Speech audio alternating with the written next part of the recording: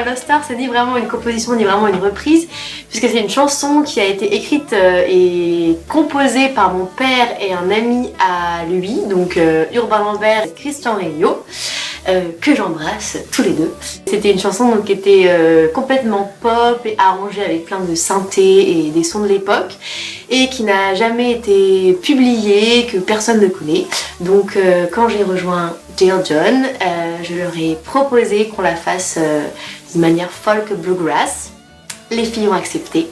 Elles ont fait poser leur jolie voix dessus. C'est l'histoire d'un gars un peu perdu, d'une star qui n'est plus vraiment une star, qui était uniquement bien et lui-même sur scène et qui fait un peu tout et n'importe quoi de sa vie. Et donc c'est une chanson un petit peu qui parle de l'amour pour la scène et de tout le bien que la scène nous fait. Et voilà, vive la musique, vive la scène, vive l'amour. Ok, la song, alors c'est une longue histoire, c'est une chanson qui a été composée à la base pour la Sugar Family, c'est pour ça que ça parle de sucre à l'intérieur. C'était un groupe, le groupe de Lena. C'était number one. I love you guys, by the way. En fait, c'est l'histoire de ces moments où on chante des choses qu'on a tout le temps l'habitude de chanter, du genre des vieux saucissons du répertoire bluegrass, mais avec le cœur en fait. Et même si les morceaux, bon, parfois on est un peu fatigué de chanter tout le temps la même chose, et ben en fait on y va avec les tripes et du coup on revit les morceaux de façon nouvelle à chaque fois. On les transcende. On les transcende et ça nous fait du bien.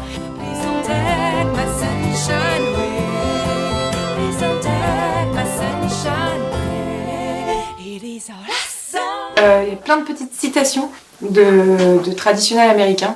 Oui. Donc vous pouvez les noter et les marquer dans les commentaires. Saurez-vous les retrouver? Il y a des petites énigmes. Saurez-vous les retrouver? Et on pourrait écrire une chanson qui s'appelle First Song, tiens. Ah oui. Et on pourrait écrire une chanson qui s'appelle Second Song. Et on devrait faire ça pour toutes les chansons. Ça serait pas mal pour la setlist. Ouais, pour la setlist, c'est bon.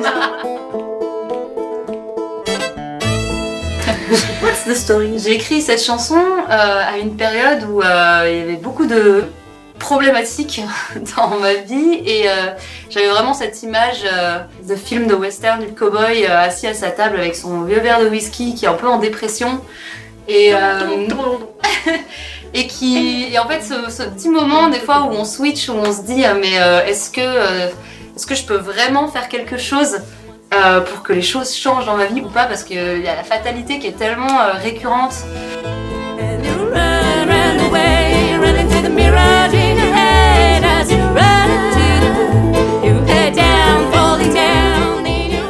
Alors en fait cette chanson elle est pas forcément très, il n'y a pas vraiment d'ouverture très heureuse, mais c'est vraiment le questionnement qui se dit mais est-ce qu'il y a quelque chose au-dessus de nous en fait qui décide à notre place ou pas quoi.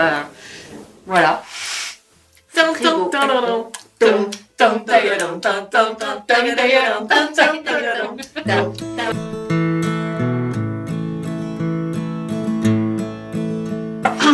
Alors, Loaded Song, Oui, c'est une chanson chargée.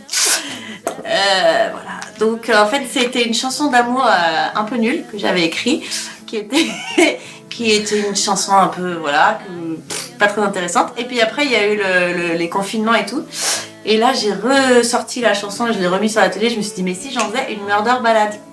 C'est une chanson où il y a un des protagonistes qui tue l'autre protagoniste.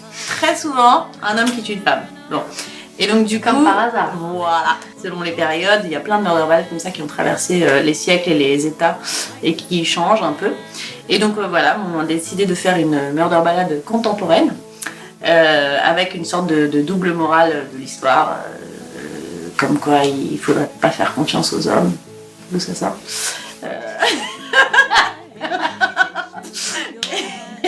Et voilà, et donc les filles ont été d'accord pour faire cette murder ballade qu'on chante tout ensemble et où bien c'est encore une fois la femme qui est tuée.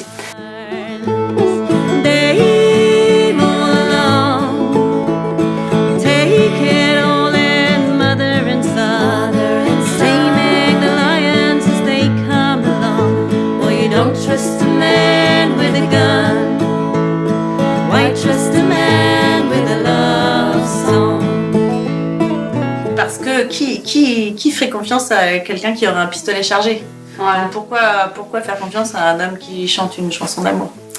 Ça, il y a Tom Waits qui avait déjà développé ce thème et James Hill qui avait déjà développé ce thème de doit-on faire confiance à un homme qui chante des chansons d'amour.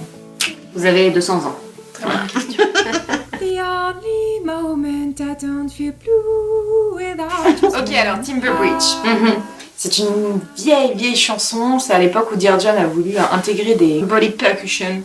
Ça partait d'une petite mélodie, voilà, qui parle de transcendance, d'état secondaire. Obtenu par des moyens tout à fait divers. Et, c'est l'histoire d'un petit pont de bois qu'on a réparé et comme quoi le chemin est ouvert pour pouvoir méditer encore plus, tout ça. Et en fait, les gens elle aiment beaucoup en live, souvent. Les gens sont contents. Ils Ils ont aiment envie bien de taper la dans faire. leurs mains. Ouais. Donc on s'est dit qu'il fallait qu'on la fixe.